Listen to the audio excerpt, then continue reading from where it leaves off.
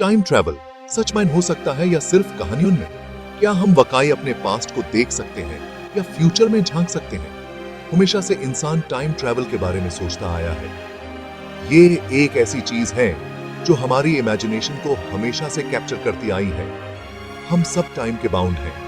हर पल, हर घड़ी हम टाइम के फ्लो में जीते हैं। हम इसे पास्ट से प्रेजेंट और फ्यूचर तक एक सीधी लाइन की तरह एक्सपीरियंस करते हैं। ये एक ऐसा कंटिन्यूम है जो कभी रुकता नहीं। लेकिन क्या इस लाइन से बाहर निकलना, हिस्ट्री में या फ्यूचर में जाना पॉसिबल है? क्या हम वाकई अपने वक्त से आगे या पीछे जा सकते हैं? ऐसे सवालों ने साइंस फिक्शन कहानियों, फिलॉसफीज और साइंस को इंस्पायर किया है। ये एक ऐसा कॉन्सेप्ट है जो हमेशा से लोगों को सोचने पर मजबूर करता आया है।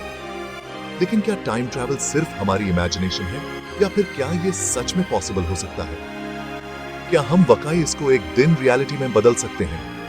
सदियों तक टाइम ट्रैवल सिर्फ मिथोलॉजी और फिक्शन में ही था। लोग कहानियों और मिथकों में इसके बारे में पढ़ते थे। कहानियों में हीरोज टाइम ट्रैवल करते थे और राइटर्स टाइम मशीन्स और पैराडॉक्सेस के बारे में लिखते थे। ये एक ऐसा विषय था जो हमेशा से लोगों को फैसिनेट करता आया है।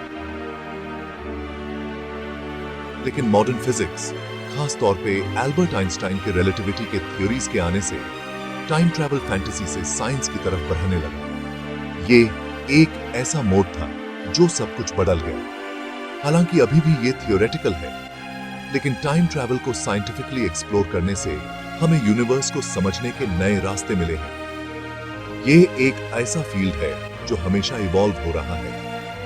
टाइम ट्रैवल का ख्याल हमें सोचने पे मजबूर करता है कि इस यूनिवर्स में हमारी जगह क्या है। क्या हम वाकई इस वास्ट यूनिवर्स में एक छोटी सी कड़ी हैं? क्या हम एक दिन हिस्ट्री के इंपॉर्टेंट इवेंट्स खुद देख पाएंगे या फ्यूचर में जाके इंसानों और यूनिवर्स का एवोल्यूशन देख पाएंगे? क्या हम वाकई अपने आने वाले कल को देख सकते हैं? इन सवालों का जवाब ढूंढना ही टाइम ट्रैवल में हमारी दिलचस्पी की वजह है और यही हमें टाइम के मिस्ट्रीज को सुलझाने के लिए प्रेरित करता है। ये एक ऐसा राज है जो हमेशा से लोगों को अपनी तरफ खींचता आया है।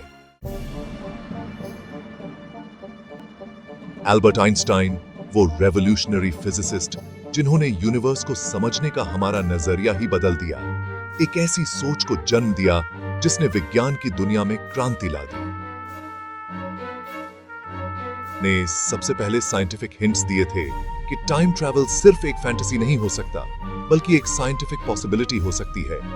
उनके रिलेटिविटी के थ्योरीज, खास तौर पे स्पेशल रिलेटिविटी और जनरल रिलेटिविटी, ने हमें एक ऐसे यूनिवर्स से रूबरू कराया जहां टाइम वो रिजिड और अनचेंजिंग चीज नहीं है जैसा हम अपनी जिंदगी में देखते हैं। ये थ्योरीज हमें बताती हैं कि टाइम और स्पेस एक दूसरे से जुड़े हुए हैं। आइंस्टाइन ने बताया कि टाइम मैलिएबल है और स्पेस के साथ मिलके एक फैब्रिक बनाता है जिसे स्पेस टाइम कहते हैं। ये फैब्रिक एक ट्रैम्पोलिन की तरह बेंड और स्ट्रेच हो सकता है और ये फैब्रिक ट्रैम्पोलिन की सरफेस की तरह प्लैनेट्स, स्टार्स और ब्लैक होल्स जैसे मैसिव ऑब्जेक्ट से वॉर्प और स्ट्रेच हो सकता है। जितना मैसिव ऑब्जेक्ट होगा उतना ही ज्यादा स्पेस टाइम वॉर्प होगा।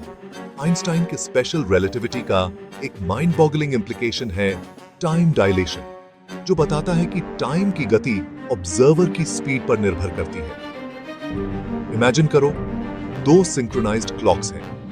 एक अर्थ पे स्टेशनरी है और दूसरा बहुत ही तेज स्पीड से, स्पीड ऑफ लाइट के करीब ट्रैवल कर रहा है। ये कॉन्सेप्ट समझने में मुश्किल हो सकता है, लेकिन ये रियल वर्ल्ड एक्सपेरिमेंट से साबित हो चुका है। स्पेशल रिलेटिविटी के हिसाब से जो क्लॉक मोशन में है, उसके लिए टाइम स्टेशनरी क्लॉक के मुकाबले स्लो चल रहा होगा। ये इफेक्ट जितनी तेज गति होगी उतना ही प्रोनाउंस्ड होगा। मतलब आप स्पेस में जितनी तेजी से ट्रैवल करेंगे, टाइम आपके लिए उतना ही स्लो हो जाएगा किसी ऐसे इंसान के मुकाबले जो रेस्ट पे है। ये फिनोमेनन स्पेस ट्रैवल के फ्यूचर को भी प्रभावित कर सकता है। ये फिनोमेनन, हालांकि अजीब लगता है, एक्सपेरिमेंटली वेरीफाई हो चुका है एटॉमिक क्लॉक्स की मदद से। ये एक्सपेरिमेंट्स हमें दिखाते हैं कि टाइम की गति को मेजर किया जा सकता है। साइंटिस्ट्स ने हाई स्पीड जेट्स में एक्सट्रीमली प्रिसाइज एटॉमिक क्लॉक्स उड़ाए हैं ताकि वो टाइम डायलेशन को ऑब्जर्व कर सकें। जब इन क्लॉक्स को उन सिंक्रोनाइज्ड क्लॉक से कंपेयर किया गया जो जमीन पे ही थे, तो उन्होंने पाया कि जेट्स वाले क्लॉक्स थोड़ा स्लो चल रहे थे, जो आइंस्टाइन की प्रेडिक्शंस को कंफर्म करता है। ये रिजल्ट्स हमें दिखाते हैं कि टाइम की गति वास्तव में रिलेटिव है। हालांकि इन एक्सपेरिमेंट्स में ऑब्जर्व किया गया टाइम डायलेशन बहुत ही कम होता है, लेकिन ये इस बात का एविडेंस देता है कि टाइम एब्सोल्यूट नहीं है, बल्कि एक रिलेटिव कॉन्सेप्ट है जो मोशन और ग्रेविटी से प्रभावित होता है। ये डिस्कवरीज हमें यूनिवर्स के डीपर अंडरस्टैंडिंग की ओर ले जाती हैं। इस रियलाइजेशन ने इस टैंटलाइजिंग पॉसिबिलिटी को जन्म दिया कि स्पेस टाइम के साथ और ज्यादा छेड़छाड़ शायद ब्लैक होल्स या वर्म होल्स जैसे एक्सोटिक फिनोमेना के थ्रू हमें टाइम ट्रैवल के सीक्रेट्स बता सकती है। ये पॉसिबिलिटीज हमें फ्यूचर के फैसिनेटिंग साइंटिफिक एक्सप्लोरेशंस की ओर ले जाती हैं।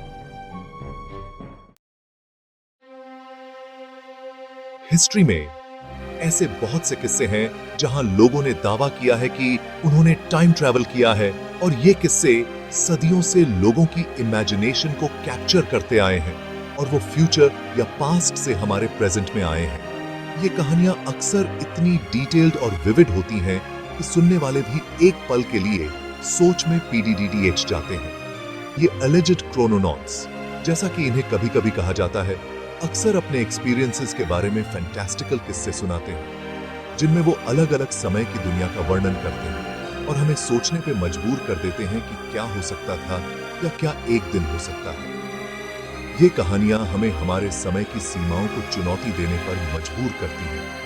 हालांकि इनमें से ज्यादातर किस्से होक्सेस, गलतफहमी या सिंपली झूठ होते हैं, लेकिन फिर भी ये कहानियां लोगों के बीच चर्चा का विषय बनी रहती हैं। लेकिन कुछ ऐसे भी हैं जो रहस्य बने हुए हैं, जिनकी कोई सिंपल एक्सप्लेनेशन नहीं है। ये अनएक्सप्लेन्ड केसेस हमें सोचने पर मजबूर कर देते हैं कि क्या वाकई टाइम ट्रैवल संभव है। ऐसा ही एक एनिग्मेटिक केस है रुडोल्फ फेंस का, जो आज भी लोगों के बीच चर्चा का विषय बना हुआ है। एक आदमी जो 1950 में न्यूयॉर्क सिटी की स्ट्रीट्स में अचानक से प्रकट हुआ था और जिसने लोगों को हैरान कर दिया था, और उसने ऐसे कपड़े पहने हुए थे जो बहुत पुराने जमाने के लग रहे थे। ये कप डीड डे उस समय के फैशन से बिल्कुल मेल नहीं खाते थे। किस्सों के मुताबिक फेंस डिसओरिएंटेड और कंफ्यूज्ड लग रहा था, जैसे कि वो किसी दूसरी दुनिया से आया हो, और कह रहा था कि वो टाइम्स स्क्वायर में वॉक कर रहा था और अचानक से खुद को सिटी के इस अनफेमिलियर वर्जन में पाया। ये बात सुनकर लोग और भी हैरान हो गए। उसके पास कुछ चीजें थीं जो उसकी कहानी को सच साबित कर रही थी। 19th सेंचुरी करेंसी, एक पुराना पॉकेट वॉच और कुछ और भी चीजें जो उस समय की नहीं लग रही थीं, और बिजनेस कार्ड्स जिन पर उसका नाम और एक ऐसा एड्रेस था जो अब एग्जिस्ट नहीं करता था। ये सब चीजें उसकी कहानी को और भी रहस्यमय बना देती हैं। एक और इंट्रीगिंग, हालांकि डिस्प्यूटेड कहानी है शार्लेट एन मोबरली और एलेनर जोर्डेन की, जिनकी कहानी भी काफी मशहूर है। दो ऑक्सफोर्ड एकेडमिक्स जिन्होंने दावा किया कि वो 1901 में मरी एंटोनेट के कोर्ट में पैलेस ऑफ वर्साइल में टाइम ट्रैवल करके चली गई थी। ये दावा सुनकर लोग हैरान रह गए। उन्होंने बताया कि उन्होंने वहां लोगों को पीरियड अटायर में देखा जो उस समय के फैशन से बिल्कुल अलग थे, और उन्होंने मरी एंटोनेट को गार्डन्स में स्केच करते हुए भी देखा। ये दृश्य उनके लिए किसी ड्रीम जैसा था। उनकी कहानी, जो एन एडवेंचर नाम की किताब में पब्लिश हुई, ने लोगों को फैसिनेट और स्केप्टिकल दोनों ही बना दिया, और इस पर कई डिबेट्स भी हुई। कुछ लोगों ने इसे उनका शेयर्ड डिल्यूजन बताया, जबकि कुछ ने इसे एक साइकोलॉजिकल फिनोमेनन माना, जबकि कुछ ने इसे जेन्युइन टेम्पोरल एनोमली माना। ये डिबेट आज भी जारी है। हालांकि ये कहानियां और इनके जैसी और भी बहुत सी कहानियां रहस्य से भरी हुई हैं और इनका कोई वेरिफाइबल एविडेंस नहीं है, लेकिन फिर भी ये कहानियां लोगों के बीच चर्चा का विषय बनी रहती हैं। लेकिन ये टाइम ट्रैवल में हमारी इंट्रीग को जिंदा रखती हैं। ये कहानियां हमें सोचने पर मजबूर कर देती हैं कि क्या वाकई टाइम ट्रैवल संभव है। चाहे ये सच हो या फिर सिंपली अनसिनेशन का नतीजा, ये कहानी अल्योर और पास्ट, प्रेजेंट और फिर को समझने की उसकी क्षमता की याद देती है।